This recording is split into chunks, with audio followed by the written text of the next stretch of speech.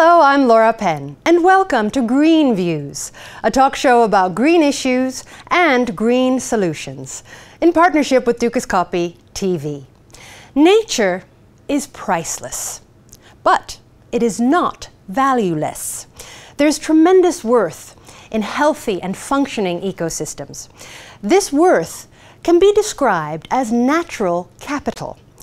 To talk to us about what this term means and why it is important, we have in the studio today Gerard Bos, who is the Director for the Business and Biodiversity Program at IUCN, the International Union for the Conservation of Nature. Gerard, welcome to Green Views. Thank you. I'd like to start by having you define what natural capital means.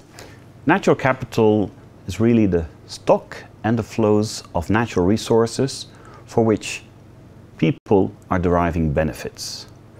On the stock side, it's planet Earth. It's the beautiful landscapes, seascapes, as well as the variety of animals and plants. On the flow side, it's a bit more complicated. These are the ecosystem services. And some of them we're used to pay for, the goods and benefits that we're getting from nature, such as the water we drink, the food we eat, or the timber we use for heating ourselves or for furniture. But there are other ecosystem services for which we don't pay a price. Like what?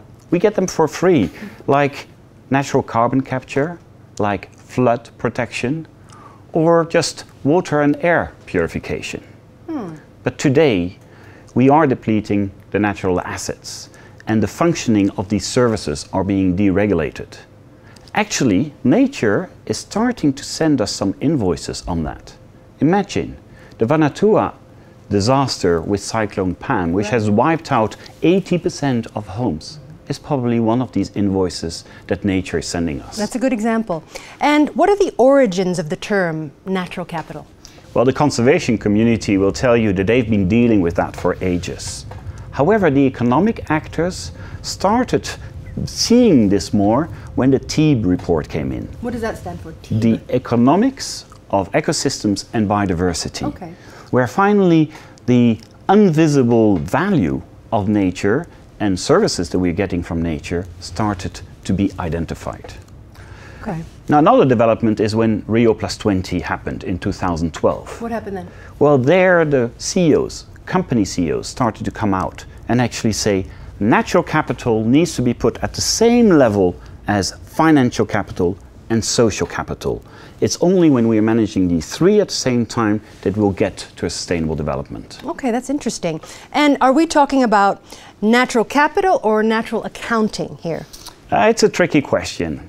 Accounting will tend to lead everything towards monetization, towards using only money as the measure of the unit of measure. However, we at IUCN prefer much more to talk about valuation, because it allows to integrate all sorts of valuation. What is the value of a natural World Heritage Site, a beautiful landscape? We don't want to put a price on that so that somebody would come in there and pay a price to allow themselves the right to destroy it. What role can banks play in scaling up this movement? Well, this is exactly where we see quite an important role for banks, how they can divert and direct financial investment into natural infrastructure, into maintaining and preserving the health of our planet. Why not impact investments that don't take only social benefits into account, but also environmental benefits? What about a performance standard for new investments that drive all the investments towards projects that are maintaining a better natural infrastructure? That's very well said. Now, what's next? Where can viewers, for example, who are watching this interview, go to find out more about what's going on? It's very easy. We actually invite you openly to come to the second World Forum on Natural Capital. It will happen in Edinburgh, Scotland, in November 2016. Okay. And this is a place for a debate, having confronting views coming together, but also for you to hear about the latest development in natural capital. Gerard, thank you so much for coming into the studio today. It was my pleasure. And thank you for watching. This is Laura Penn with Green Views, a talk show about green issues and green solutions, in partnership with Dukascopy TV. Until next time.